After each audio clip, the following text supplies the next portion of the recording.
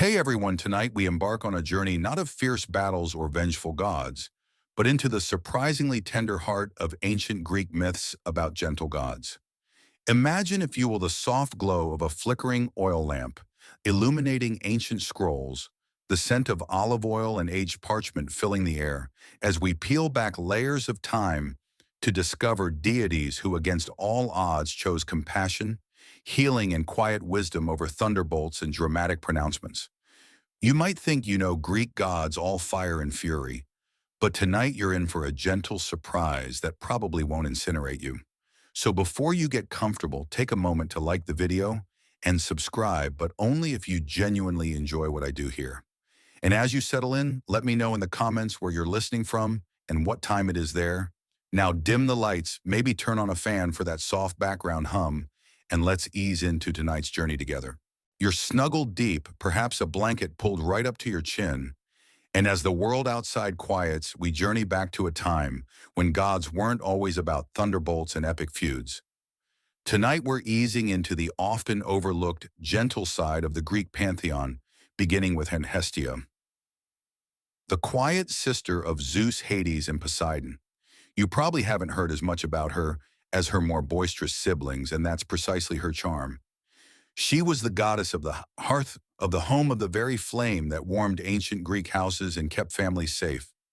Imagine the crackle of wood in a clay brazier, the dancing shadows on rough-hewn walls, and the comforting scent of wood smoke mingling with baking bread. That feeling, that sense of a safe, warm core, that was Hestia. She was one of the original 12 Olympians. Though she often opted out of the dramatic squabbles and power plays that define so many of their stories, think of her as the perpetually chill aunt at the family reunion content to ensure everyone has a warm drink in a comfy seat, while the rest of the relatives argue about who gets the last piece of baklava. Unlike her siblings who vied for power and prestige, Hestia famously gave up her seat on Mount Olympus to Dionysus, choosing instead to tend the sacred flame in the Prytaneum, the public hearth of every Greek city. This wasn't a demotion, it was a choice, a declaration of her preference for stability and inner peace over outward glory. Her presence wasn't about grand temples or dramatic sacrifices, though she certainly received her due reverence. Instead, her worship was woven into the very fabric of daily life. Every meal began and ended with an offering to Hestia, a small gesture of gratitude for the warmth and nourishment she provided. When colonists set out to found a new city, they would carry a flame from Hestia's hearth in their mother city, symbolically carrying her protective presence to their new home. This isn't just quaint tradition, it's a profound statement about the centrality of home and community in ancient Greek society, a historical fact as steady as the flame itself. Historians still argue whether this practice was primarily religious or a practical way to transport fire, but you can almost feel the continuity, can't you? The warmth passed from hand to hand, generation to generation. You see, Hestia embodies a kind of serene, unwavering presence. She never left Olympus to chase after mortals, never engaged in petty rivalries with other gods. Her power wasn't in destructive force, but in the quiet, binding energy of domesticity and community. She was the steady hum in the background, the soft glow that promised comfort and safety. She was virgin, yes, but not out of disinterest in love. Rather, she took a vow of eternal chastity to maintain her pure, unblemished focus on her sacred duties. It's a bit like someone who dedicates their life to tending a beautiful garden, not for the showy blossoms, but for the quiet satisfaction of nurturing life. There's a quirky tidbit about her too. While other gods had grand, often anthropomorphic statues, Hestia was often represented simply by a fire or a conical pillar representing the sacred flame. It's a minimalist approach, almost anti-divine in its simplicity, but it perfectly encapsulates her essence. She wasn't about flashy appearances. She was about the fundamental life-giving element itself. So as you drift deeper, picture that warm, steady flame, a tiny universe of peace in the heart of every home.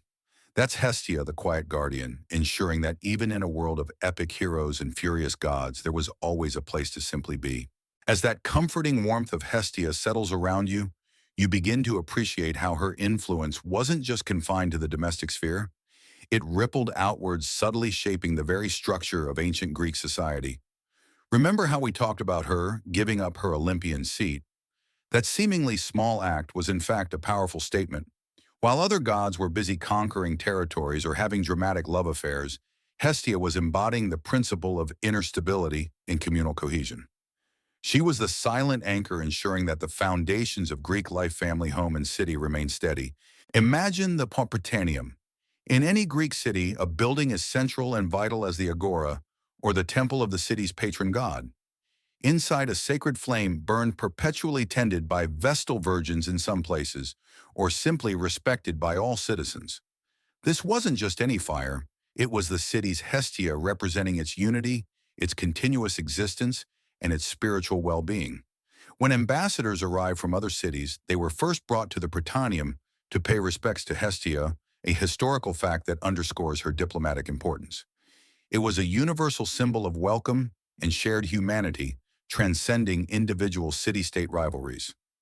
This quiet ritual speaks volumes about the Greeks' understanding of peace and hospitality. You might think, well, that's all very nice, but where's the drama? Where are the monsters or the epic quests? And that's precisely the point of Hestia. Her power lay not in grand visible displays, but in the invisible bonds that held society together.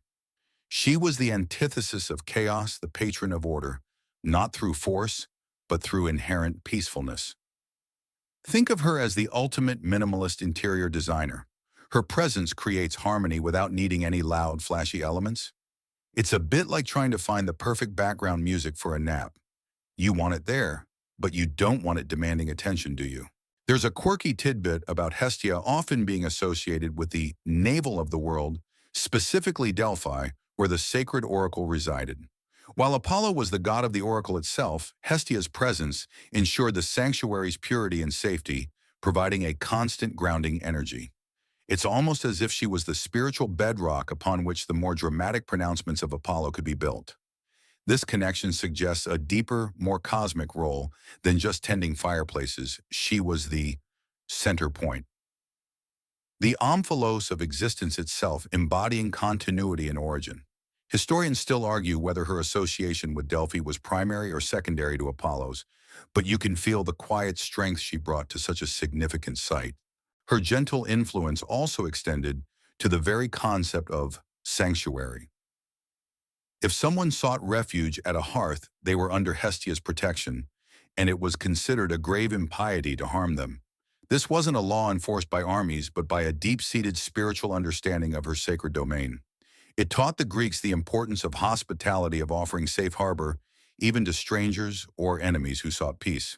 It's a remarkably sophisticated concept for an ancient society, demonstrating a moral compass guided by something more profound than mere retribution. So as you drift further into comfort, imagine the soft glow of a communal flame, steady and unyielding, a beacon of peace in a turbulent world. That's Hestia, a gentle force binding everything together. With Hestia's gentle warmth still lingering, we pivot now to another profoundly nurturing deity, one whose very essence is interwoven with life growth and the tender cycle of existence. Demeter. She is the goddess of the harvest, of agriculture, of grain, and truly the very earth itself in its most fertile giving aspect. Where Hestia offered the security of the indoors, Demeter embodies the bounty that sustains us from the outside, the endless generosity of nature. Imagine the sun-drenched fields of golden wheat swaying in a gentle breeze, the scent of ripe figs and the satisfying crunch of fresh vegetables.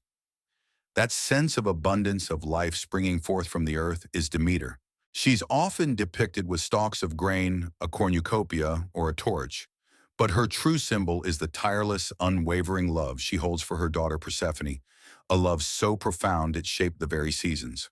While many Greek myths focus on the dramatic and often violent escapades of the gods, Demeter's story is rooted in a universal, deeply empathetic experience: motherhood and loss. This is her defining narrative, and it's one that showcases her gentle, nurturing side more than any other. She's not one for grand battles. Her power lies in sustenance and the quiet, persistent rhythm of growth.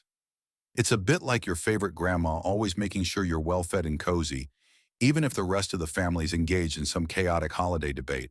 Demeter was one of the older generation of Olympians, a sister to Zeus, and her domain was fundamental to human survival. Before her intervention, humans were said to live a more primitive, foraging existence. It was Demeter who, out of her inherent benevolence, taught humanity the arts of deadery, sowing, plowing, and harvesting. This wasn't just a practical lesson. It was a civilizing force allowing humans to settle, build communities, and develop culture. This is a crucial historical fact, as the transition to agriculture marks a pivotal moment in human history, laying the groundwork for complex societies. Without Demeter's gift, you might still be chasing down berries in the forest, which, while a nice thought for a weekend, isn't ideal for a steady diet. Her gentle nature is perhaps most evident in the Eleusinian Mysteries, a set of secret religious rites held in her honor at Eleusis. These were not public spectacles, but profound, deeply personal, spiritual experiences, promising initiates a blessed afterlife. While the exact rituals remain a mystery, hence the name, historians still argue whether these rites involved actual hallucinogens or purely symbolic enactments. What is clear is that they focused on themes of death and rebirth, mirroring the agricultural cycle, and offered comfort and hope far removed from the fear-inducing cults of other deities. It was a space for reflection, spiritual growth, and a connection to the fundamental truths of existence, all overseen by the gentle, life-giving goddess. Demeter's influence isn't just about the food on your plate. It's about the very concept of nurturing, of tending, of watching life unfold with patient love. She embodies the quiet miracle of growth, the promise of renewal after barrenness. So as you continue to relax, think of the earth beneath us patiently providing, endlessly generous. That boundless, maternal embrace is the very essence of Demeter, a gentle giant among the gods. Following Demeter's deep connection to the earth, we now delve into the myth that most profoundly illustrates her gentle sorrow and the enduring power of her maternal love, the story of Asclepius. Persephone's descent and return. You know the basic gist, don't you? Persephone, Demeter's beloved daughter, plucked from a field of flowers by Hades, dragged down to the underworld to become his queen. But tonight, we're focusing on Demeter's reaction, which wasn't one of vengeful fury, that was more Hera's style, remember? Instead, it was a profound, world-altering grief that manifested as a gentle yet utterly devastating withdrawal of life from the world. Imagine being Demeter in that moment, the sun still shining, birds still singing, but your child, your bright blossoming daughter, suddenly gone. Her immediate response wasn't to rage, but to search. She wandered the earth for 9 days and nights, torch in hand, not eating or drinking, her heart a raw wound. You can picture her, can't you?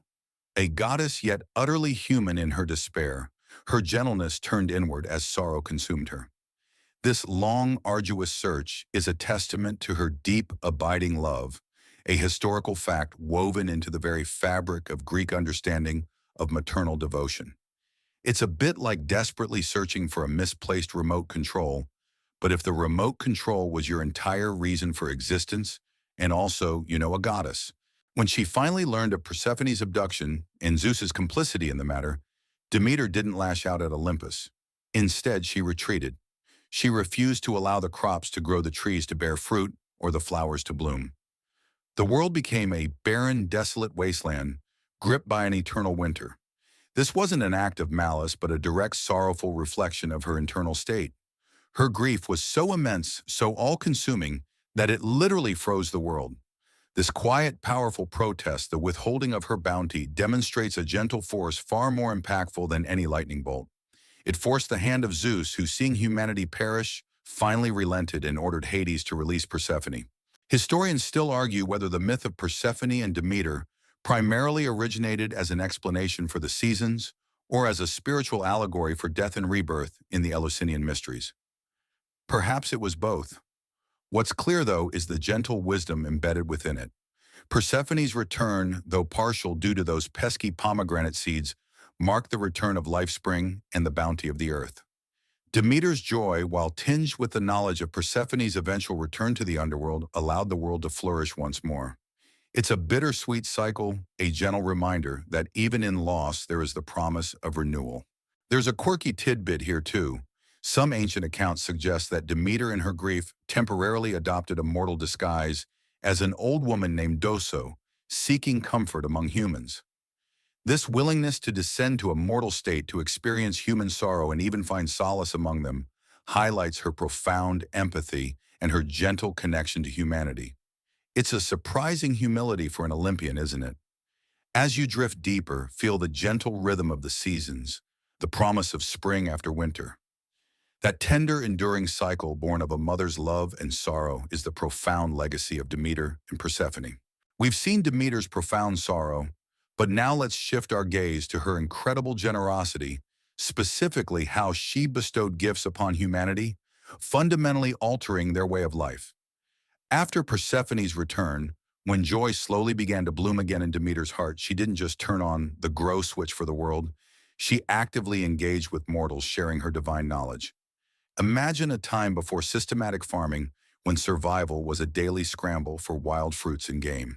Then picture Demeter, a gentle teacher, showing humans how to cultivate the land, how to sow seeds, how to tend crops, and how to harvest the bounty. This was the ultimate act of enchanted benevolence, a truly life-changing gift. One of the most famous recipients of her knowledge was Triptolemus, a prince of Eleusis. Legend has it that Demeter, in gratitude for his family's hospitality during her search for Persephone, taught him the secrets of agriculture. She gave him a winged chariot drawn by dragons, a slightly less gentle image than the rest of Demeter's vibe, admittedly, but still in service of a good cause, and sent him across the world to teach humanity these vital skills. This isn't just a charming story, it's a symbolic representation of the spread of agricultural practices across the ancient world, a genuine, historical fact that transformed human societies from nomadic hunter-gatherers into settled civilized communities. You probably don't think about dragons when you eat your morning toast, but perhaps you should. This gift of agriculture wasn't merely about putting food on the table. It was about laying the foundation for all civilization. With a stable food supply, people could build permanent homes, establish villages and cities, develop crafts, and create leisure time for art, philosophy, and governance. Demeter, in her quiet wisdom, understood that true prosperity wasn't just about survival, but about the conditions that allowed for flourishing. Her actions established the very rhythm of human life, connecting us intrinsically to the cycles of nature. It's like discovering that the gentle hum of your fan, which we talked about earlier, actually powers your entire house and also makes your toast.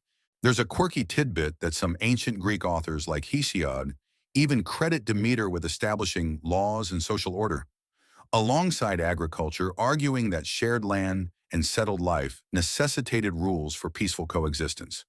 While historians still debate the precise extent of divine influence versus human innovation in the development of early laws, it highlights the perceived holistic nature of Demeter's gifts. She didn't just provide sustenance, she provided the framework for a more orderly and therefore more gentle human existence. So as you continue to relax, think of the endless fields stretching across the world, providing for billions. That cycle of planting, growth, and harvest, that fundamental security that allows us to dream and create flows from the patient, generous hand of Demeter. Her gifts weren't given with a demand for worship or display of power, but with a profound, gentle desire for humanity to thrive. She truly provided the bread for our metaphorical table and our literal one too.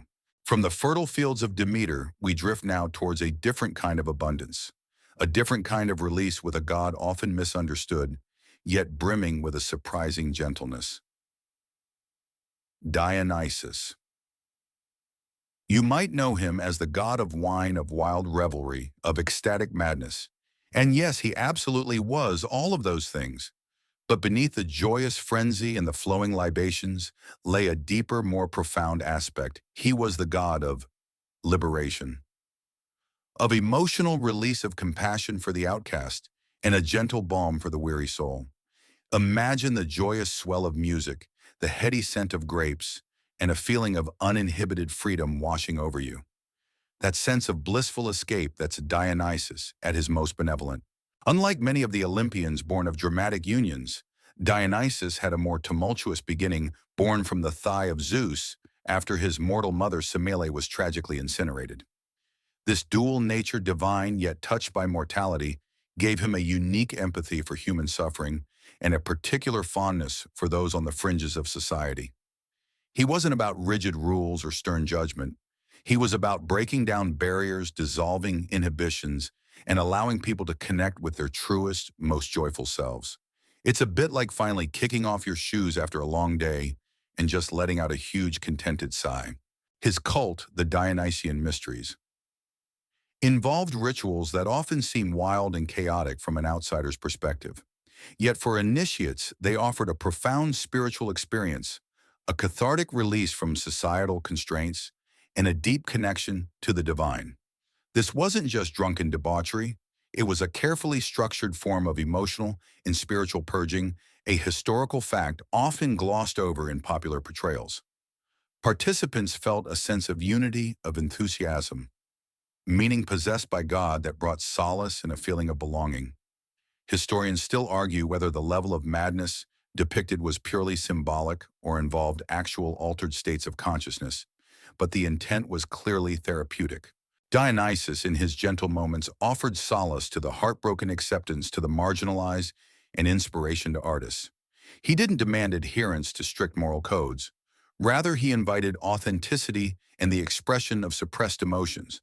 He taught humanity the art of winemaking, yes, but more importantly, he taught them how to find joy, how to let go, and how to embrace the beauty of life's fleeting moments. He was the champion of the other, embracing women slaves and foreigners into his worship, offering them a freedom rarely found elsewhere in ancient Greek society. There's a quirky tidbit about Dionysus being one of the few gods who regularly descended into the underworld, not to punish but to rescue. He famously rescued his mother Semele, bringing her back to Olympus. This act of profound devotion and willingness to brave the realm of the dead for love shows a tender, caring side far removed from the boisterous party god image. So as you drift deeper, feel the gentle hum of liberation, the quiet joy of being truly authentically yourself. That embracing, compassionate spirit is the often unseen heart of Dionysus. Expanding on Dionysus's surprising depth, we now focus on his often overlooked capacity for healing, solace, and spiritual liberation. You might associate healing with Asclepius, and we'll get to him, but Dionysus offered a unique kind of cure, the yiddy, healing of the mind and spirit. Imagine a burden lifting from your shoulders, a knot of worry unraveling, replaced by a sense of lightheartedness and peace. This profound emotional and psychological relief, this gentle restoration of inner harmony, was a key aspect of Dionysian worship. While he was the god of ecstatic frenzy, that frenzy wasn't always destructive. Often it was cathartic. Think of it as an ancient form of therapy, where suppressed emotions, anxieties, and societal pressures could be released in a safe, ritualized environment. People suffering from mental anguish, grief, or chronic stress might find profound relief in his rites.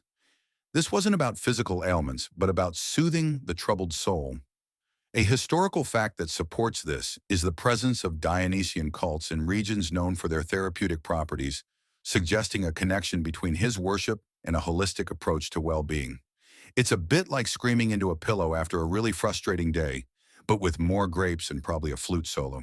Dionysus's compassion extended particularly to the marginalized and the suffering. He was often depicted accompanied by his loyal followers, the satyrs and maenads who, though wild, were devoted to him. He offered acceptance and a sense of belonging to those rejected by conventional society, including women slaves and foreigners. In his sphere, status dissolved and all were equal in their shared experience of divine connection. This created a profound sense of community and acceptance, which itself can be a powerful balm for loneliness and alienation. Historians still argue whether the Dionysian cults offered a genuine challenge to the patriarchal structures of Greek society or merely a temporary escape, but their inclusive nature is undeniable.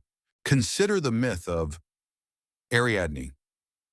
Abandoned by Theseus on the island of Naxos, utterly heartbroken, who appears to console her and eventually makes her his bride, Dionysus. He doesn't chide her or demand anything. He simply offers comfort, understanding, and a new life. This act of tender solace, rescuing a desolate soul and offering her a future, showcases his profound capacity for empathy and gentle restoration. It's not about grand heroics, but about meeting pain with kindness. There's a quirky tidbit about Dionysus also being associated with the transformation of grapes into wine, a process that is itself a slow, patient, and somewhat mysterious alchemy. This transformation can be seen as a metaphor for his healing power, taking something raw and often chaotic human emotion and transforming it into something refined, joyful, and deeply satisfying spiritual peace. So as you continue to relax, imagine the gentle, liberating current of Dionysus's influence, washing away worries and bringing a quiet inner smile. His touch, though seemingly wild, often brought the deepest peace.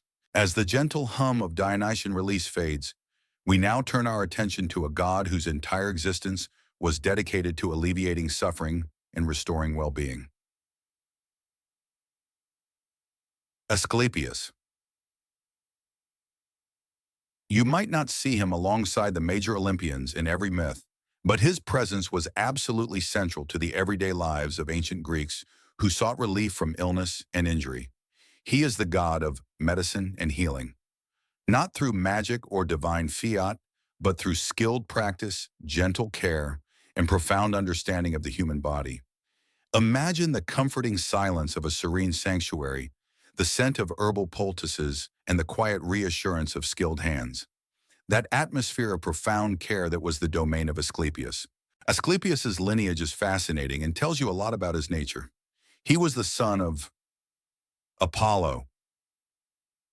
We'll explore Apollo's gentle side soon, but his mother was a mortal woman named Coronis. This mixed parentage often gave a god a deeper understanding of human frailties and a greater capacity for empathy. After his mother's death, Apollo entrusted Asclepius to the wise centaur Chiron, a renowned teacher and healer who instructed him in the arts of medicine, surgery, and herbalism. This education was practical and hands-on, a historical fact emphasizing that Greek medicine, even divinely inspired, was rooted in empirical observation. It's a bit like getting your medical degree from a really smart horse person who also happens to be immortal. Asclepius quickly surpassed his teacher, becoming so proficient that he was said to be able to raise the dead. This ability, however, proved to be his undoing, at least in some versions of his myth. Hades, god of the underworld, complained to Zeus that Asclepius was depleting his realm, and Zeus, fearing the disruption of the natural order, struck Asclepius down with a thunderbolt. But here's the gentle twist: even in death, his legacy was one of healing. He was elevated to godhood, revered for his compassion and skill, embodying the eternal human desire for health and relief from pain. His primary symbol, the parashirt of Asclepius. A snake-entwined staff is still recognized today as a symbol of medicine. The snake, an animal that sheds its skin, represents renewal and rebirth, and its venom, when used correctly, was also known to have medicinal properties. This quirky tidbit highlights the ancient understanding of remedies often found in unexpected places, reflecting a subtle knowledge of nature's dualities. Historians still argue whether the snake symbolism originated from a specific healing practice involving snakes or was purely symbolic, but its enduring presence is a testament to Asclepius's lasting impact. The worship of Asclepius wasn't about fear or grand spectacles. It was about hope and the gentle pursuit of well-being. He was a god approachable by all, from the humblest farmer to the wealthiest citizen, all seeking a cure for their ailments. As you continue to ease into your rest, envision a place of quiet restoration where the focus is solely on mending what is broken and soothing what hurts. That profound dedication to healing, that gentle promise of relief, is the essence of Asclepius. With the image of Asclepius, the gentle healer, firmly in mind, let's journey to the places where his benevolent influence was most keenly felt. They're from Asclepius. His famous healing sanctuaries. These weren't just temples in the traditional sense. They were ancient Greek wellness centers combining spiritual reverence with practical medical care. Imagine a serene retreat nestled amidst peaceful groves or by bubbling springs where the air itself seemed to promise solace and recovery. That unique blend of faith and physical restoration defined these sacred spaces. The most renowned Asclepiae were at Epidaurus, Kos, and Pergamon, and they functioned as places of pilgrimage for the sick from all corners of the Greek world. Patients would travel great distances bringing offerings and hope. Upon arrival, they would undergo rituals of purification, bathing, fasting, and making sacrifices, all designed to prepare both body and mind for the healing process. This preparatory phase was a crucial historical fact, emphasizing the holistic approach to health that the Greeks embraced. It's a bit like a modern spa day, but with more ancient rituals and perhaps a slightly less comfortable toga. The core of the healing process at an Asclepion was a mere incubation, or enkoimesis. Patients would sleep in a special dormitory called the abaton, hoping to be visited by Asclepius himself or one of his sacred snakes in a dream. These dreams were believed to contain divine diagnoses or even direct instructions for a cure. Upon waking, priests, who often also served as physicians, would interpret the dreams and prescribe treatments. This blend of spiritual belief and practical observation is a fascinating aspect of ancient medicine. Historians still argue whether the dreams were naturally occurring, induced by mild sedatives, or guided by the expectations of the patients themselves. The placebo effect you see is not a modern invention. Beyond dream interpretation, the Asclepiae offered a range of conventional treatments. Patients engaged in physical exercise, followed specific diets, and received herbal remedies, massages, and even minor surgical procedures. The sanctuaries often included gymnasia theaters and libraries, promoting overall well-being and a cultivated mind as part of the healing process. This quirky tidbit shows that they understood the interconnectedness of physical, mental, and spiritual health long before modern integrated medicine. You weren't just getting a doctor's visit, you were getting a comprehensive wellness retreat.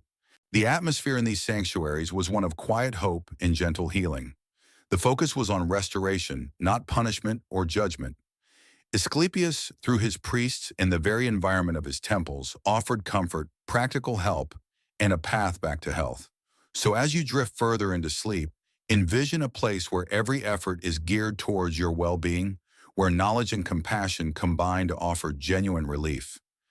That pervasive spirit of care, that gentle dedication to restoring health, is the lasting legacy of the Asclepiae and their benevolent god. From the serene Asclepiae, we now turn our gaze to two figures intrinsically linked to Asclepius and his healing mission, embodying different facets of well-being: his benevolent daughters, Hygieia and Panacea. You might not hear their names as often as the major goddesses, but their presence underscores the comprehensive and gentle approach to health within the Greek pantheon. Imagine not just a cure for illness, but a proactive state of flourishing health and the idea of a universal remedy for all woes. That's the domain of these two gentle, nurturing figures. Hygieia, whose name gives us our word. Hygiene was the goddess of health, cleanliness, and sanitation. She wasn't about curing disease after it struck, but about preventing it in the first place, maintaining a robust state of well-being.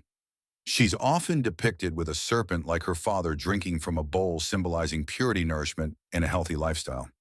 Think of her as the ancient Greek patroness of good habits, encouraging you to wash your hands, eat your greens, and generally make good choices for your body. This emphasis on preventative care is a historical fact, indicating a sophisticated understanding of public health, even in antiquity, far beyond what many might assume. It's like discovering that ancient Greeks also told you to eat your veggies and get enough sleep, but with more incense. Her influence reminds us that health isn't just the absence of disease, but a positive state of vitality. She represents the quiet, consistent effort required to stay well, the gentle discipline of self-care. Her presence reinforces the idea that much of our well-being is within our own hands, fostered by clean living and thoughtful choices. Historians still argue about the exact origins of Hygieia's cult, whether she was an independent goddess first or emerged as an extension of Asclepius's worship. Regardless, her role as a proponent of wholesome living highlights a practical, gentle side to divine influence. Then there's Panacea, whose name means all healing and gives us our word for a cure-all. She was the goddess of universal remedy and healing by herbs and magic. While Hygieia focused on prevention, Panacea was about the gentle application of solutions once illness had taken hold, often through natural means. She represents the hope for a complete and total restoration of health, a soothing balm for every ache and ailment. She embodies the ultimate wish of every patient, a simple, encompassing cure for all their suffering. It's a bit like having that one special tea that just makes everything feel better. The reverence for Hygeia and Panacea alongside Asclepius shows a nuanced understanding of health. You prevent disease where you can Hygeia, and you seek to cure it comprehensively when it arises Panacea. Together, they represent a complete spectrum of gentle, benevolent care. There's a quirky tidbit that Panacea was sometimes depicted as creating a universal healing potion, which, while mythical, speaks to the enduring human desire for effortless cures. So as you continue to drift into comfort, imagine a world where health is gently nurtured and illness is met with compassionate remedies, a world watched over by these two quiet forces of well-being. Steering away from the direct focus on healing, we now approach a major Olympian often associated with dazzling light and stern judgment, but who possessed a profoundly gentle and benevolent side. Apollo. You probably picture him in your mind's eye as the radiant god of the sun, archery, and prophecy, perhaps a bit aloof. But tonight we're exploring his role as the patron of the foreign arts, music, poetry, and healing in a broader sense than Asclepius, embodying harmony, order, and the soothing power of creation. Imagine the sweet strains of a lyre echoing through a tranquil grove, a perfect line of poetry, or the serene wisdom of thoughtful guidance. That gentle inspiration that was Apollo. Apollo was born on the island of Delos, a place of peace and beauty, and from his very birth he was associated with order and light. Unlike many of his divine siblings, he rarely engaged in direct warfare or brutal power struggles among the gods, preferring the more refined pursuits. He was the god who brought light not just to the day, but to the mind, illuminating understanding and reason. This emphasis on harmony and intellect is a key historical fact, as Apollo's cult often aligned with philosophical schools that valued moderation and self-knowledge. It's like finding out your favorite rock star actually prefers knitting in their downtime. His lyre, given to him by the gentle Hermes, who we won't cover in depth, but definitely had his moments, was his constant companion. With it, he could soothe anger, inspire creativity, and bring forth profound beauty. The music of Apollo was not chaotic like some aspects of Dionysus's revelry. It was structured, harmonious, and uplifting. He presided over the muses, inspiring poets, musicians, and artists to create works of enduring beauty. His presence encouraged thoughtful expression and the pursuit of excellence in the arts, fostering a gentle refinement of the human spirit. Apollo's prophecies, famously delivered through his oracle at Delphi, were not always stern pronouncements of doom. Often they were intended to guide, to warn, and to offer paths to redemption or success, if only one listened carefully and acted wisely. His advice often encouraged moderation, self-awareness, and a measured approach to life. Know thyself and nothing in excess were famous maxims associated with his Delphic sanctuary, words of gentle wisdom, intended to help mortals navigate the complexities of existence. Historians still argue whether the Pythia, the priestess, truly entered a trance, or if the oracular responses were carefully crafted by the priests for political or social ends, but their overarching message often leaned towards prudence and balance. There's a quirky tidbit about Apollo also being associated with pasture and flocks, making him a protector of shepherds and their gentle charges. This agrarian connection further softens his image, linking him to the quiet rhythms of rural life and the nurturing of living beings. So as you drift deeper, feel the gentle hum of creativity, the soothing balm of music, and the quiet guidance of thoughtful wisdom. That serene, illuminating presence, always aiming for harmony, is the enduring essence of Apollo's gentle side.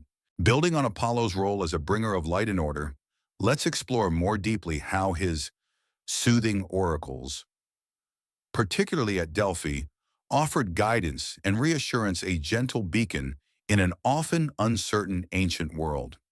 You might imagine prophecies as terrifying pronouncements whispered in dark caves leading to unavoidable tragedy. But Apollo's oracles, especially his most famous at Delphi, were more often a source of quiet counsel, helping mortals navigate complex decisions with a divine yet often subtle hand. Imagine the profound relief of having a wise, detached voice offer clarity in a moment of doubt, not with thunderous commands, but with insightful suggestions. That sense of gentle illumination that was the gift of Apollo's oracles. The oracle at Delphi, situated on the slopes of Mount Parnassus, was arguably the most influential religious site in the ancient Greek world, a true pan-Hellenic sanctuary. Pilgrims from kings to common citizens traveled from far and wide seeking advice on everything from founding new colonies to personal matters like marriage or illness. This widespread consultation of the oracle is a well-established historical fact, underscoring its significant role in decision-making across the Greek city-states. It's like the ancient world's most exclusive and somewhat enigmatic self-help hotline. The responses delivered by the Pythia, the priestess of Apollo, were often enigmatic, poetic, and open to interpretation. This wasn't always a bug, it was often a feature. Rather than dictating a single immutable fate, the oracles encouraged introspection and careful consideration. They nudged individuals and communities towards prudence, moderation, and wisdom. For example, if someone asked about winning a battle, the oracle might advise seek strength within rather than attack on Tuesday. This gentle ambiguity forced the questioner to think to find their own answers within the divine guidance. Historians still argue whether the Pythia's trance-like state was truly divine inspiration caused by natural gases from a fissure or a highly ritualized performance. But the effect on the supplicant was often one of profound reassurance and a renewed sense of direction. Apollo, through his oracle, often championed reconciliation and peace. There are numerous instances where the Delphic oracle advised against vengeful acts or promoted alliances and diplomatic solutions rather than warfare. While not always heeded, the very existence of such advice shows a divine preference for harmony over conflict. It's a quirky tidbit that sometimes the oracles would seem nonsensical, and it was up to the priests to translate them into comprehensible, if still cryptic, verses. This highlights the human element in mediating divine communication, adding another layer of gentle interpretation to the God's will. So as you continue to relax, think of the quiet power of wise counsel, the subtle guidance that helps you find your own path without dictating every step. That illuminating yet not overwhelming wisdom, that gentle nudge towards clarity and peace, is the enduring legacy of Apollo's soothing oracles. They offered not just answers, but the gentle encouragement to find the right questions. Leaving the serene heights of Delphi, we now descend into the wild, untamed realms where a powerful Olympian goddess reigns, yet she possesses a profound and often surprising gentleness. Artemis. You likely know her as the fierce huntress, armed with her bow and arrows, mistress of the wilderness and wild beasts. But tonight we'll explore her role not just as a hunter, but as a devoted and protector of the wild, of young animals and of vulnerable creatures, embodying a deep inherent respect for nature's delicate balance. Imagine the crisp scent of pine needles, the soft rustle of leaves, and the quiet dignity of a deer, moving unmolested through the ancient forest. That sense of wild yet protective tranquility, that was Artemis. Artemis was the twin sister of Apollo, born like him on the tranquil island of Delos. While Apollo represented cultivated order, Artemis embodied the wild, untamed, but equally vital aspects of nature. She roamed the mountains and forests with her band of nymphs, not always in pursuit of prey, but often simply in communion with the natural world. Her arrow, while deadly when aimed at hunters who disrespected her domain, was also a symbol of swift, merciful intervention, bringing a gentle end to suffering or a quick death to those who violated the sacred wild. This dual aspect of her power, both fierce and protective, is a key historical fact woven into her mythology. It's like discovering your favorite action movie star actually spends their weekends volunteering at an animal sanctuary. Her protection extended beyond just the animals themselves. She was a fierce guardian of the wilderness itself, ensuring that forests, rivers, and mountains remained pristine and untouched by human encroachment. She was the divine embodiment of conservation long before the term existed, advocating for the rights of nature to exist undisturbed. This deep reverence for the natural world showcases a profound gentleness, a respect for life in all its forms, from the smallest sapling to the mightiest stag. There's a quirky tidbit about Artemis often being depicted with a doe, or in some cases even riding one, signifying her intimate connection and mastery over the very creatures she hunts. This isn't about domination, but about a symbiotic relationship where even the act of hunting is imbued with a sacred respect for the natural order. She was the patroness of young animals, ensuring their survival and growth, only taking what was necessary for balance within the ecosystem. Historians still argue about the precise role of animal sacrifice in her cults, whether it was about placating her or simply honoring the cycle of life and death she represented. But her overarching concern for the health of the wild realm remains evident. So as you drift deeper into sleep, imagine the quiet sanctuary of an ancient forest, where every creature is watched over by a protective yet powerful hand.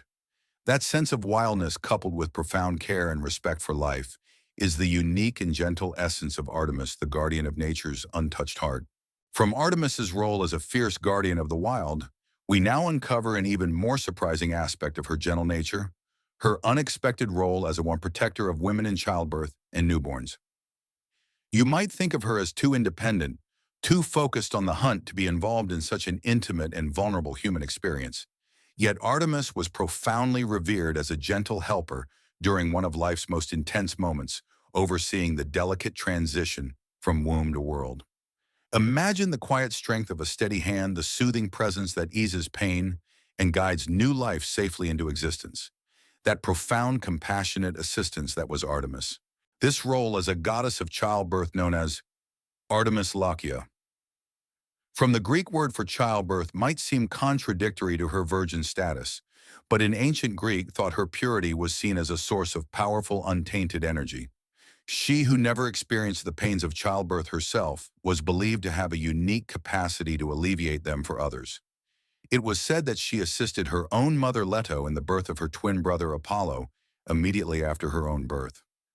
This miraculous assistance from an infant goddess established her compassionate connection to the birthing process, a significant historical fact for understanding her multifaceted cult. It's like finding out your favorite mountain climber is also an expert doula. Women in ancient Greece would pray to Artemis during labor, seeking her swift and merciful aid. They would offer dedications at her altars in gratitude for safe deliveries. This wasn't a fierce, demanding intervention, but a gentle, guiding presence. When a delivery was smooth and successful, it was attributed to Artemis's kindness. When it was difficult or tragic, it was seen as her withdrawal or a sign of divine displeasure, often due to some perceived impiety. This belief system, while harsh by modern standards, underscored her ultimate authority over the delicate balance of life and death, even in the private sphere of the home. Her association with newborns extended to their early years, making her a protector of infants and young children, ensuring their healthy growth. This dual role, safeguarding both the mother and the child, highlights her comprehensive care for the continuation of life. There's a quirky tidbit that some of her cult images show her with multiple breasts, similar to the Ephesian Artemis, signifying her nurturing, life-giving abundance, further emphasizing her fertility-related aspects. Historians still argue whether the Ephesian Artemis was a distinct goddess, syncretized with the Greek Artemis, or an ancient Anatolian mother goddess absorbed into the Greek pantheon. Regardless, this imagery speaks to her deep connection to life and sustenance. So as you drift further into sleep, consider the quiet miracle of birth and the tender fragility of new life. That guiding, protecting force, bringing both strength and softness to such vulnerable moments, is the enduring, gentle aspect of Artemis that stretches far beyond the wild forests. Moving from the wild realms and the intimate spaces of childbirth, we now turn our attention to a god whose strength lies not in thunderbolts or sweeping pronouncements, but in the patient, meticulous work of creation. Hephaestus. You might know him as the lame god of the forge, often seen as an outcast, perhaps even a figure of pity. But tonight we delve into his profound gentleness, found in his incredible industry, his creative genius, and his often helpful nature, crafting wonders that serve both gods and mortals. Imagine the rhythmic clang of a hammer on metal, the controlled roar of a furnace, and the satisfying glint of a perfectly formed piece of craftsmanship.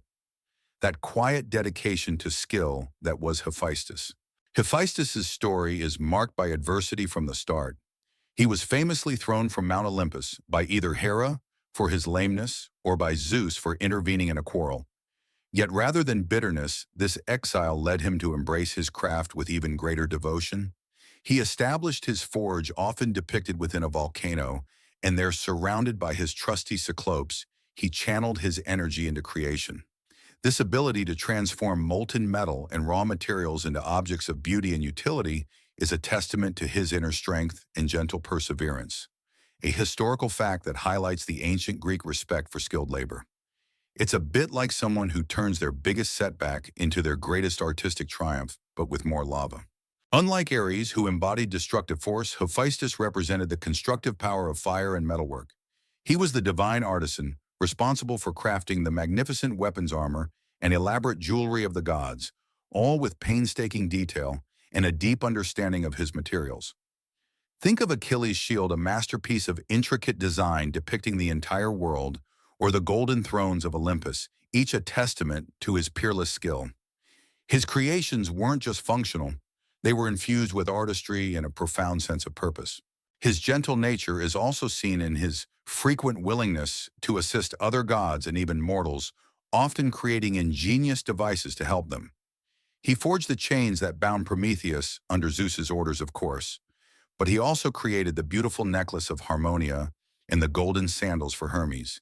He even built automatons to assist him in his forged golden maidens, who could walk and speak, showcasing his inventive and compassionate side, anticipating AI by millennia.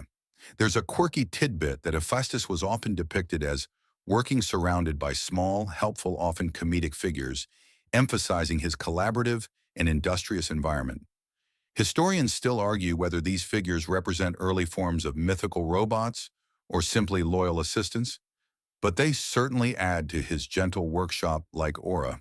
So as you drift deeper into sleep, imagine the quiet satisfaction of shaping something beautiful and useful with your own hands, the gentle focus required for true craftsmanship. That patient dedication, that constructive spirit, and that often overlooked helpfulness are the enduring gentle qualities of Hephaestus, the divine craftsman.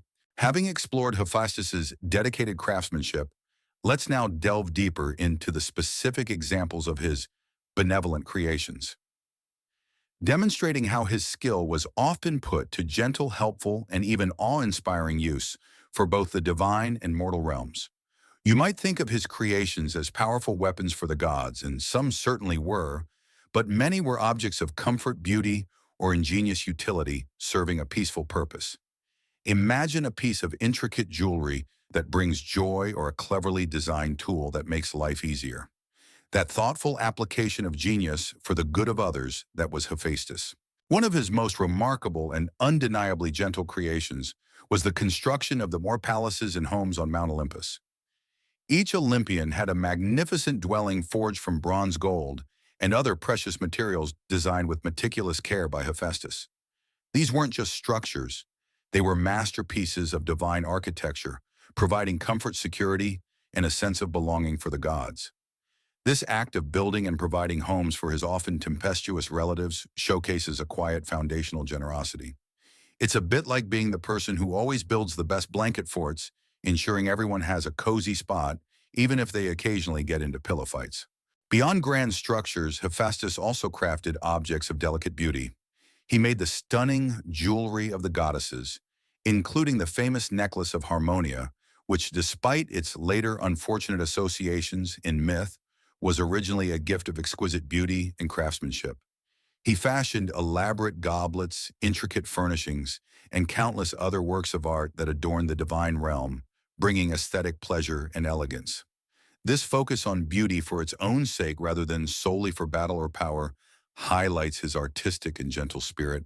Perhaps his most fascinating benevolent creations were his automatons. Remember those golden maidens who assisted him in his forge? He also created golden tripods that could roll themselves into and out of the divine assembly, and even a golden watchdog for Alcinous, a king in the Odyssey. These were not weapons of war, but intelligent, self-moving constructs designed to assist, to serve, and to make tasks easier. This historical fact, the concept of automatons, shows a remarkably advanced mythical imagination about labor-saving devices. Historians still argue whether these myths were inspired by early clockwork mechanisms or were purely imaginative, but they certainly point to Hephaestus as a god of gentle innovation. There's a quirky tidbit that Hephaestus even created the first woman Pandora out of clay for Zeus. While Pandora's story ends with the release of evils, Hephaestus's role was purely as the skilled craftsman, following divine orders, imbuing her with beauty and life. This act of breathing life into inert matter, even if it had unforeseen consequences, speaks to his profound creative power. So as you continue to relax, think of the quiet artistry that brings comfort and beauty into the world, the ingenious solutions that ease burdens. That patient constructive genius applied to the benefit of others is the truly gentle legacy of Hephaestus. Leaving the warm glow of Hephaestus's forge, we now step into a realm of pure delight, encountering figures whose very essence embodies grace, charm, and human flourishing, the Suriname, charity, more commonly known as the Three Graces. You might recognize them from countless paintings and sculptures often depicted embracing or dancing. They aren't powerful Olympians who wield thunderbolts or command armies. Their influence is far softer, yet profoundly impactful, nurturing the gentle pleasures of life. Imagine a perfectly timed laugh, the exquisite beauty of a flower, or the effortless flow of genuine human connection. That radiant charm that was the domain of the Charites. There were typically three of them: Aglaia, splendor or glory; Euphrosyne, mirth or good cheer; and Thalia, good festivity or bloom. Daughters of Zeus and Eurynome, or sometimes other parentage. As myths often have charming variations, they were constant companions of Aphrodite, Dionysus, and Apollo, adding beauty and joy to every gathering. Their presence wasn't about grand spectacles, but about enhancing the quality of life, making interactions smoother and fostering an atmosphere of goodwill. This focus on the subtle enhancement of human experience is a key historical fact reflecting the Greek appreciation for refinement and social harmony. It's like having that one friend who just makes every party sparkle without even trying. The Charites personified aspects of grace, beauty, adornment, mirth, festivities, dance, and song. They were the goddesses who inspired artists, poets, and musicians to create works of beauty, imbuing them with charm and appeal. They also presided over banquets, ensuring that conversation flowed freely. Laughter was abundant, and everyone felt at ease. Their influence was to smooth over rough edges, encourage generosity, and promote pleasant social interactions. Their power lay in their ability to foster gentle human connection and shared enjoyment, making life more delightful. Their role was not to dictate or demand, but to inspire and imbue. They brought a gentle effervescence to existence, reminding mortals to appreciate the simple joys and the beauty in everyday life. Think of a perfectly arranged floral garland, a heartfelt compliment, or the harmonious movements of a dance. These were all expressions of the Charites' influence. There's a quirky tidbit that in some regions they were associated with fertility and the growth of crops, further linking their gentle abundance to the well-being of the land and its people. Historians still argue whether their representation as nude figures was solely an artistic convention or reflected a deeper symbolic meaning related to unadorned truth and purity in human interaction. So as you continue to relax, imagine the subtle magic that makes moments memorable, the quiet charm that brings people together. That radiant, pervasive sense of joy, beauty, and shared goodwill is the gentle and eternally delightful essence of the Charites. They are the goddesses who remind us to appreciate the grace in every moment. Having reveled in the radiant charm of the Charites, let's now delve deeper into how these gentle goddesses actively fostered social harmony and pleasant gatherings. You might think that harmony just happens, but in the complex world of ancient Greece, and indeed in any society, it often requires a subtle touch, a guiding influence to ensure interactions remain amicable and enjoyable. The Charites were the maestros of this gentle orchestration, ensuring that human connections were imbued with joy and goodwill. Imagine a dinner party where every conversation flows effortlessly, every joke lands perfectly, and everyone leaves feeling a little lighter and more connected. That's the work of the Charites. Their influence extended to all forms of social interaction, from grand banquets to intimate family meals, from public festivals to private conversations. They inspired eutropelia, a Greek concept signifying wit and grace in conversation, the ability to engage in pleasant, lively banter without resorting to offense or rudeness. This wasn't just about being polite, It was about elevating social discourse to an art form, making every interaction a source of gentle pleasure. This promotion of refined social skills is a key historical fact, showing how highly the Greeks valued harmonious human relations. It's like having a magical filter that makes everyone's online comments sound perfectly charming and witty. The charities were often depicted holding various objects symbolizing their domains: a myrtle branch, beauty, a rose, love, a lyre, music, or even a dice luck in games.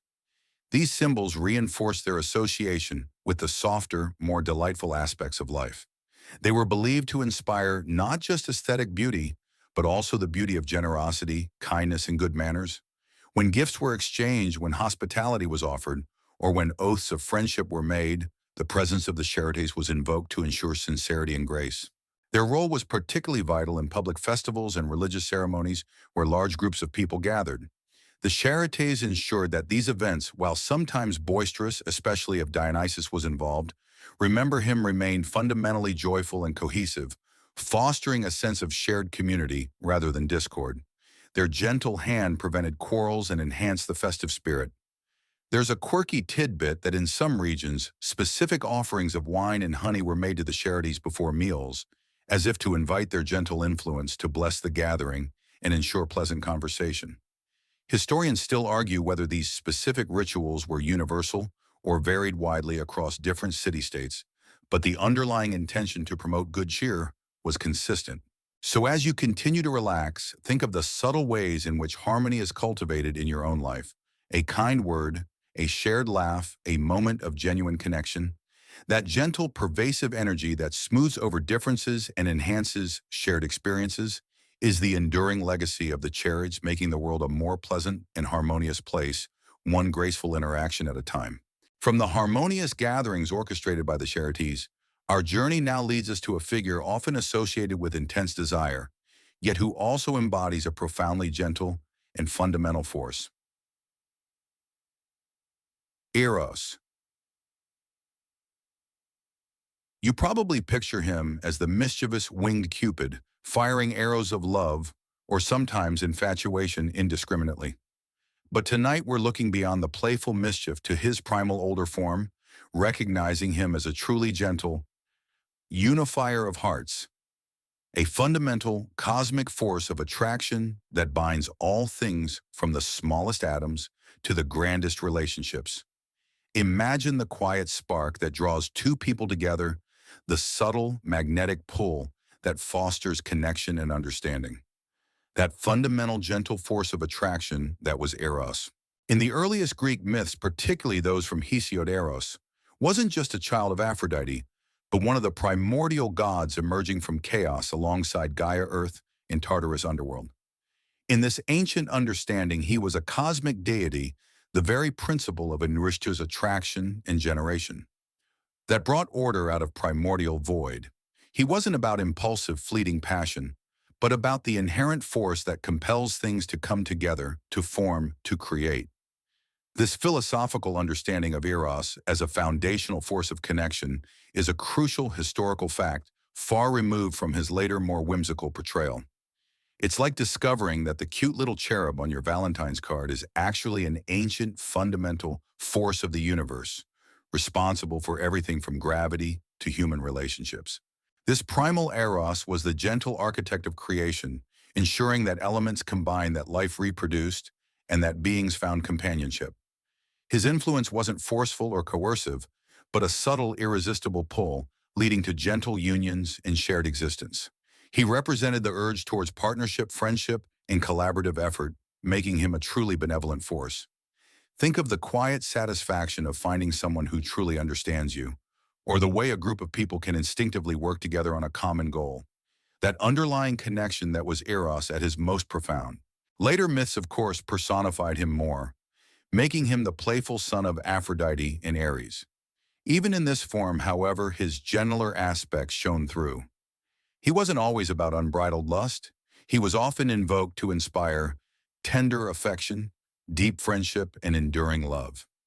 His arrows, while sometimes causing infatuation, could also foster genuine devotion and empathy, bringing hearts together in a gentle embrace rather than a violent collision.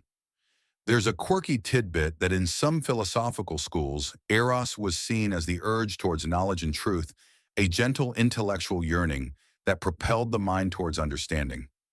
Historians still argue about the precise evolution of the concept of eros from primordial force to winged deity, but his consistent role in bringing things together remains.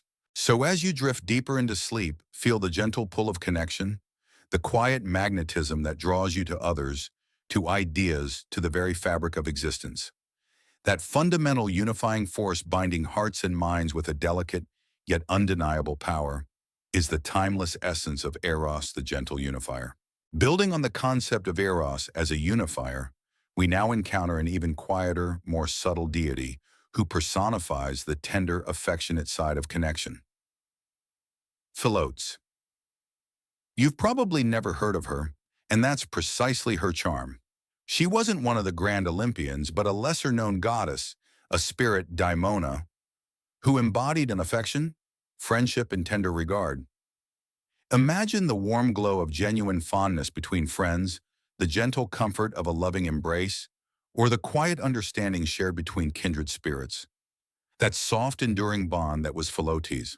Philotes literally means affection or friendship in Greek, and she was often associated with the gentler aspects of love and companionship quite distinct from the more intense passions, often attributed to Eros or Aphrodite.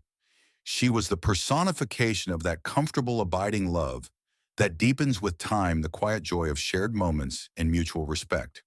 She was sometimes considered a daughter of Nyx Night or Aphrodite, reflecting her fundamental presence in the fabric of human relationships. This embodiment of quiet intimacy is a key historical fact, showing the nuanced understanding the Greeks had for different forms of affection.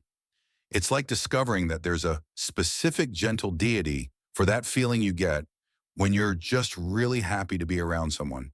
Her influence was not about grand gestures or dramatic declarations, but about the subtle weaving of connection that makes everyday life richer and more fulfilling.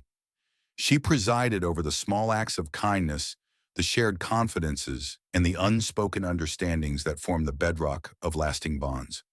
When friends supported each other, when family members showed tender care, or when communities collaborated in harmony, Philotes was quietly at work. Her power lay in her ability to foster genuine goodwill and emotional closeness, making human interactions more empathetic and compassionate. Philotes often appeared in philosophical discussions about the nature of love and friendship, representing the benevolent, constructive aspect of human connection. She was the antidote to strife, eros, and discord, promoting gentle concord and mutual appreciation. There's a quirky tidbit that sometimes she was listed among the Kureis, vengeful spirits in some very ancient, darker traditions, but her prevalent and later accepted role was overwhelmingly positive and gentle. Historians still argue about the precise evolution of her portrayal, but her consistent association with positive affection in the classical period is undeniable. So as you drift further into sleep, feel the gentle warmth of your own friendships and the quiet comfort of the affection you share with loved ones. That tender, quiet force that nurtures companionship and enriches every bond, making the human experience more gentle and connected, is the enduring essence of Philotes. She truly is the spirit of subtle, enduring love. From the gentle bonds of Philotes, we now cast our gaze upward to the skies, where a delicate and swift messenger deity glides with quiet purpose. Ares.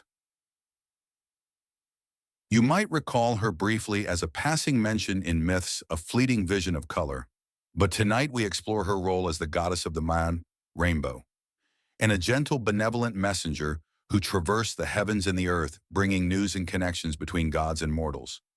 Imagine the breathtaking arch of a rainbow after a soft rain, a vibrant bridge between worlds carrying whispers of hope and clarity. That sense of fleeting beauty and gentle communication, that was Iris. Iris was primarily the personal messenger of Hera, but she also delivered messages for Zeus and other Olympians. Unlike Hermes, who was often mischievous and swift, Iris was known for her grace, speed, and reliability, her movements as gentle and fleeting as the rainbow itself. She was often depicted with golden wings, a Caracaean herald's staff, like Hermes, and sometimes a pitcher of water from the river Styx, which she used to deliver oaths.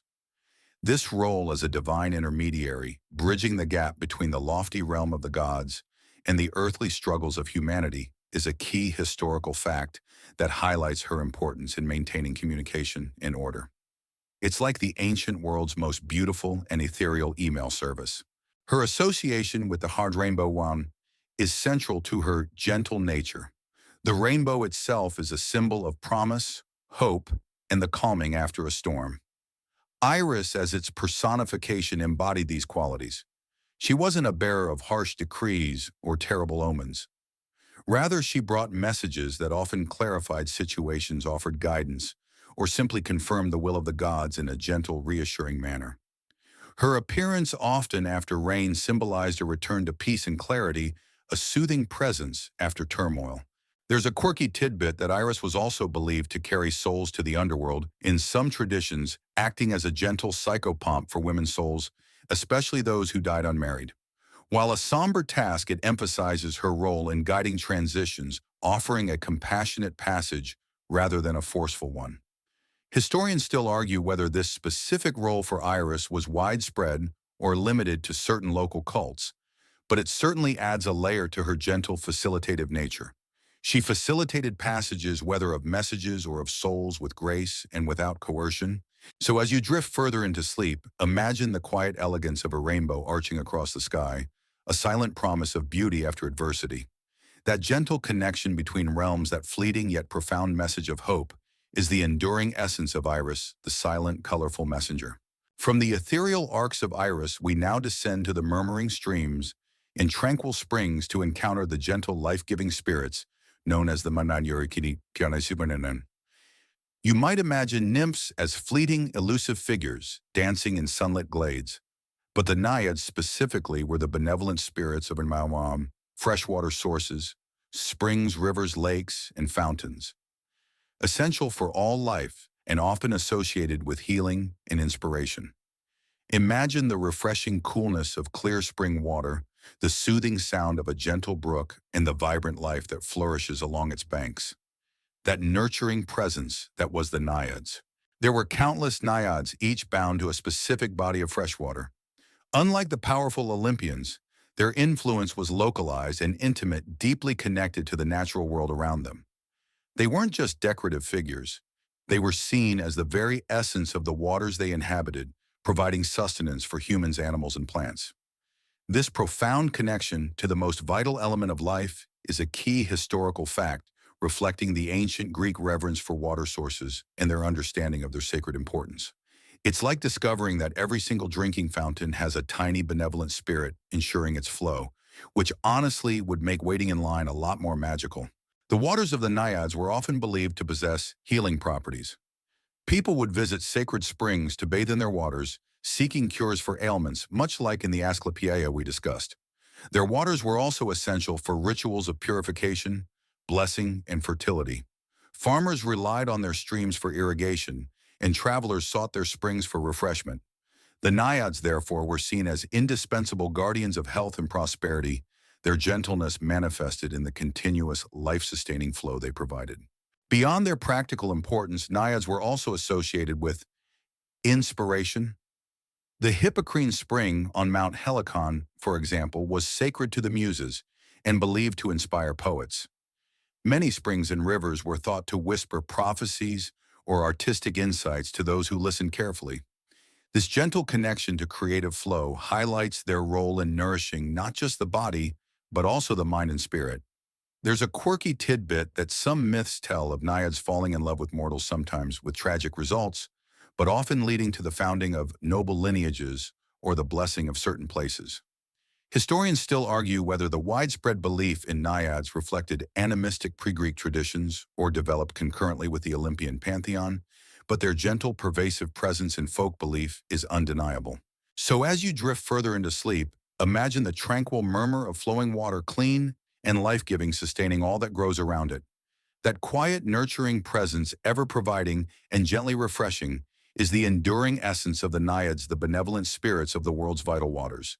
From the gentle flow of the naiads' waters, we now turn our gaze to the rustling leaves and towering trunks of the forests, encountering another group of benevolent nature spirits, the Tunashurinana. You might envision them as shy, ethereal beings flitting through ancient woods. But the dryads specifically were the devoted spirits of the trees, guardians of the forests embodying the quiet strength and serene beauty of arboreal life. Imagine the deep shade of an ancient oak, the gentle swaying of branches in a soft breeze, and the sense of peace that permeates a untouched woodland. That pervasive tranquility that was the dryads. Dryads were a type of nymph, and their lives were intrinsically linked to the trees they inhabited or protected. Each dryad was born with her tree, and her fate was intertwined with its own. If the tree flourished, so did she. If it withered or was harmed, she suffered. This profound, almost symbiotic relationship with the natural world is a key historical fact, reflecting the ancient Greek reverence for trees and forests as living entities. It's like imagining that your favorite houseplant has a tiny, benevolent guardian spirit whose well-being depends entirely on how well you water it. Suddenly, plant care feels a lot more important, doesn't it? Their influence was overwhelmingly gentle and protective. They encouraged the healthy growth of the forests, nurturing young saplings and safeguarding ancient groves.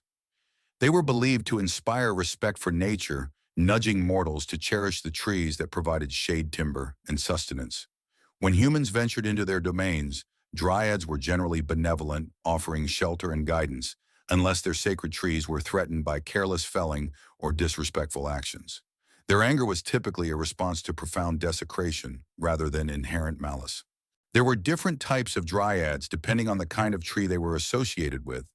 Hamadryads were specifically linked to a single tree dying if it died, while others like Meliae were nymphs of the ash trees, often associated with honey and the nourishment provided by their trees.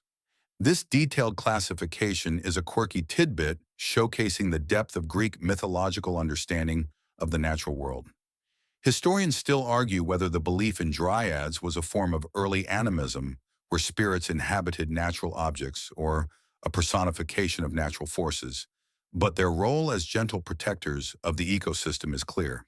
So as you drift further into sleep, imagine the quiet dignity of a forest at night, the ancient trees standing sentinel breathing life into the air. That pervasive sense of calm, that gentle guardianship of the natural world, is the enduring essence of the dryads, reminding us of the profound peace found in undisturbed nature. From the quiet guardianship of the dryads, we now turn to an even more ethereal realm, the shadowy landscape of slumber, where a gentle deity holds sway. Morpheus. You might know his name in connection with dreams, and indeed he is one of the most prominent of the Honoroi, the winged sons of Hypnos sleep. But tonight we'll explore his specific role in shaping human dreams, offering rest insight and a gentle connection to the subconscious world. Imagine the soft blurring of reality as you drift off, and the rich tapestry of images and narratives that unfold behind your closed eyelids. That gentle ushering into the dream world that was Morpheus. Morpheus was not just any dream god. He was particularly skilled at mimicking human forms. His name, derived from the Greek word morphe, meaning form or shape, indicates his unique ability to accurately imitate human appearance, voice, and even mannerisms within dreams. When a god or an important message needed to be delivered to a sleeper in a dream, Morpheus was the one to manifest as a specific person, often a loved one or a significant figure, ensuring the message was received clearly and gently. This specific function, bringing accurate, meaningful apparitions, is a key historical fact, distinguishing him from his brothers who brought dreams of animals or inanimate objects.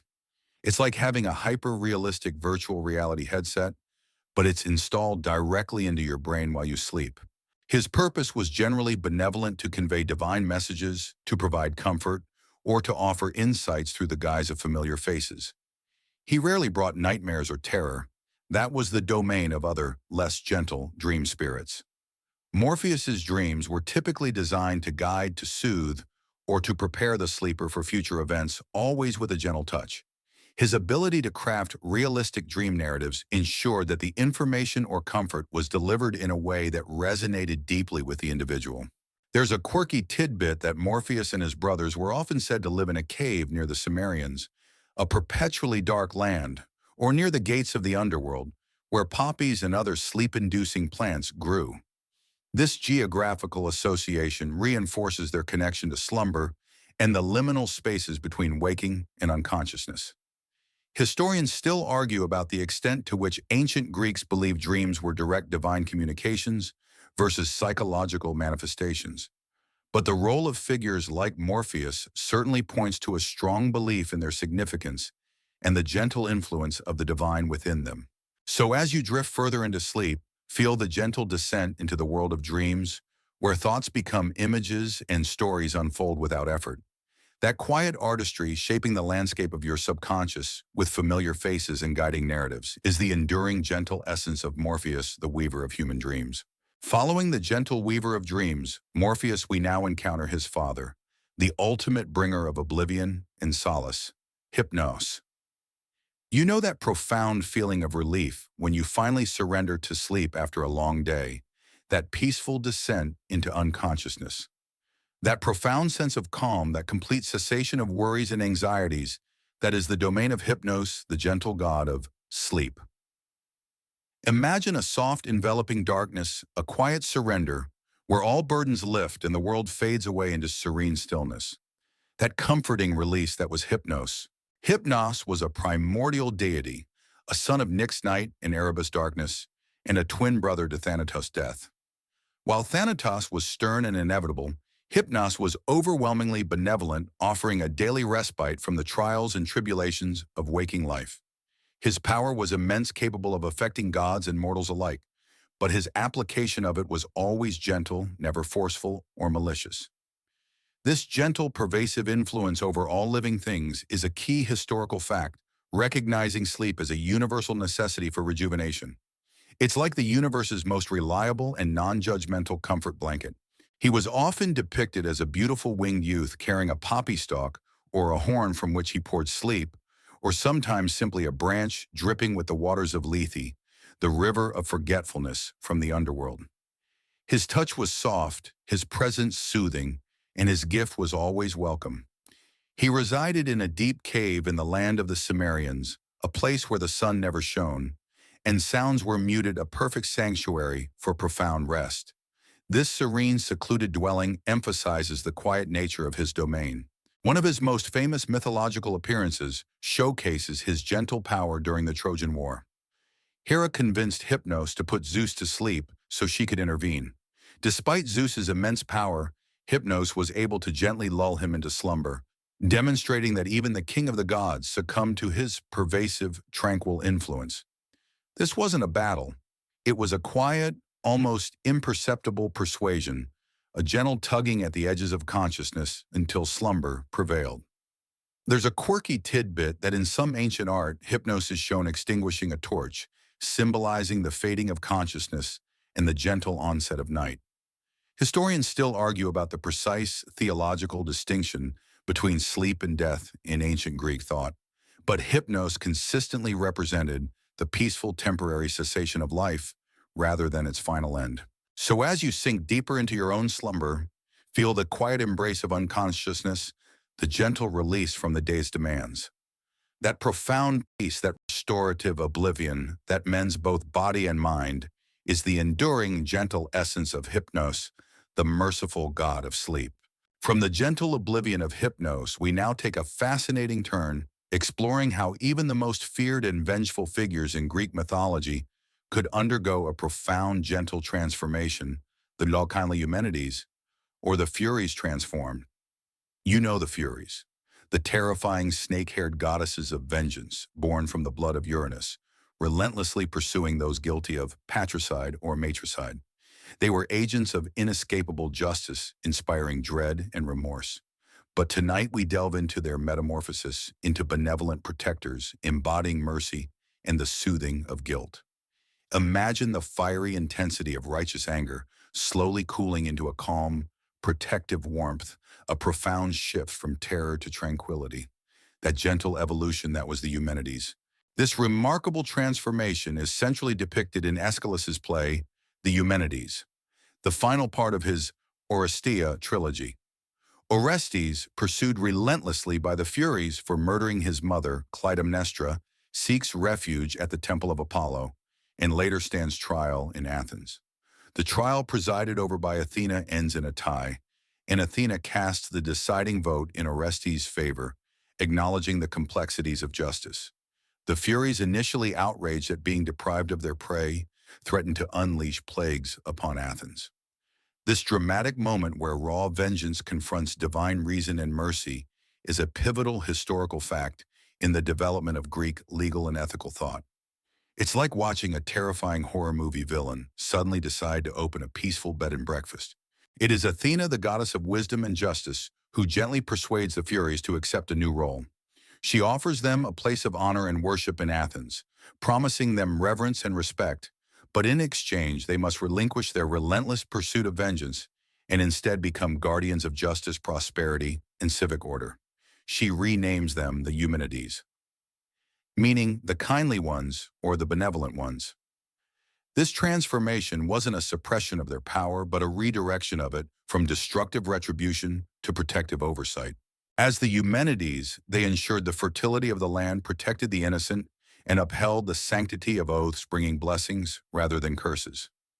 Their terrifying appearance softened their torch of vengeance, became a symbol of guidance, and their relentless pursuit of blood, guilt transformed into a serene vigilance for harmony. There's a quirky tidbit that in Athens they were worshipped in a sacred grove with offerings of honey and water, a far cry from the blood sacrifices they might have demanded in their earlier, fiercer aspect. Historians still argue whether this myth represented a societal shift from blood feuds to formal legal systems, or simply a theological attempt to reconcile the harsher aspects of divine justice with civic ideals. So as you drift further into sleep, consider the profound capacity for transformation, even in the most entrenched forces. That quiet conversion from wrath to wisdom, that gentle evolution of justice from retribution to reassurance, is the enduring, surprising essence of the kindly Eumenides. They remind us that even the darkest aspects can find a path to light and benevolence. Following the fascinating transformation of the Furies into the kindly Eumenides, we now consider another deity often misunderstood as purely punitive, but whose deeper essence embodies a crucial, gentle principle. Nemesis. You might associate her with relentless revenge or unavoidable doom for the proud. But tonight we'll reinterpret Nemesis not as a bringer of arbitrary punishment, but as a goddess of just balance, righteous indignation, and the maintenance of cosmic equilibrium, ensuring fairness rather than mere vengeance. Imagine a scale slowly leveling, a subtle correction in the flow of things, ensuring that no one takes too much or rises too far unchecked. That gentle yet firm restoration of equilibrium, that was Nemesis. Nemesis was the personification of divine retribution against those who succumbed to hubris, excessive pride or arrogance, and thereby upset the natural order of things. While her actions could be severe, her motivation was not malice, but a fundamental desire to restore balance and moderation. She ensured that those who were overly blessed or who overstepped their bounds were gently, or sometimes not so gently, brought back into line. This role as a cosmic balancer is a key historical fact reflecting the Greek emphasis on sophrosin, self-control, moderation as a virtue. It's like the universe's ultimate quality control manager, making sure nobody thinks they're too special. She was often depicted with a rudder symbolizing divine guidance or direction, a bridle restraint, or a pair of scales justice. Sometimes she held a measuring stick, reinforcing her role in ensuring just proportions. Her presence served as a constant reminder that prosperity and success should be met with humility and gratitude, lest one invite her corrective hand. Her role wasn't to inflict suffering randomly, but to respond to moral imbalance, ensuring that actions had appropriate consequences and that justice in its broadest sense was served. There's a quirky tidbit that in some myths, Nemesis was particularly associated with the egg from which Helen of Troy hatched as a divine mother of Helen alongside Leda and Zeus, symbolizing the idea that even acts of great beauty or love could have unforeseen balancing consequences. Historians still argue whether Nemesis originated as an abstract personification or had roots in older, more concrete local deities, but her enduring role as the arbiter of cosmic fairness is widely accepted. She wasn't about punishing the innocent, but about gently or firmly correcting the trajectory of the arrogant. So as you drift further into sleep, consider the subtle forces that bring balance to your own life, the quiet nudges that guide you back to humility and fairness. That gentle yet unwavering enforcement of justice and equilibrium, ensuring that pride does not go unheeded, is the enduring essence of Nemesis, the quiet restorer of cosmic order. From the cosmic scales of Nemesis, we now turn to a deity whose power lies not in force or retribution, but in the soft, persuasive art of communication. Peitho. You might not recognize her name immediately, but her influence is felt in every gentle suggestion, every nuanced argument, and every moment when consensus is reached without coercion. She is the goddess of Weinturtori's persuasion, charming inducement, and alluring speech, embodying diplomacy and the harmonious resolution of conflict. Imagine a skillful negotiator not barking orders, but subtly guiding others towards agreement with calm reasoned words. That gentle art of influence that was Peitho. Peitho's name literally means persuasion in Greek. She was often depicted as a companion of Aphrodite, linking her gentle influence to matters of love and attraction, but her scope extended far beyond romantic enticements. She was revered in Athens, often seen as a significant deity in public life, helping citizens reach agreement and promoting peaceful discourse in the assembly. This role in civic harmony and consensual decision-making is a key historical fact, highlighting the Greek appreciation for eloquent and persuasive rhetoric as a tool for governance. It's like having a magical ability to always say exactly the right thing at the right time, making everyone agree without even realizing they've been convinced. Her power was not about deception or manipulation, but about the genuine art of convincing others through reasoned argument, charming demeanor, and the appeal to shared values. She inspired eloquent speakers, poets, and diplomats to use their words to foster understanding and bridge divides. Her presence ensured that discussions, even heated ones, could eventually lead to a harmonious conclusion, avoiding the need for harsh decrees or conflict. She was the antithesis of Eris strife, gently guiding interactions towards concord. There's a quirky tidbit that in some philosophical contexts, Peitho was seen as essential for the functioning of democracy itself, as it relies on citizens being persuaded by arguments rather than forced by authority. She embodied the ideal of reasoned discourse over brute force. Historians still argue whether her worship was more prominent among the elite who practiced rhetoric, or if her influence was genuinely felt by all citizens in their daily interactions. Regardless, her role as the patroness of gentle influence is clear. So as you drift further into sleep, consider the quiet power of a well-spoken word, the subtle art of compromise, and the gentle touch that resolves disagreements. That patient, persuasive force promoting dialogue and fostering peaceful agreement is the enduring essence of Peitho, the graceful goddess of persuasion. She reminds us that true influence often lies in quiet charm, not loud demands. From the subtle charm of Peitho's persuasion, we now turn to a final, profoundly gentle spirit, one that remains even when all else seems lost. El Pasona.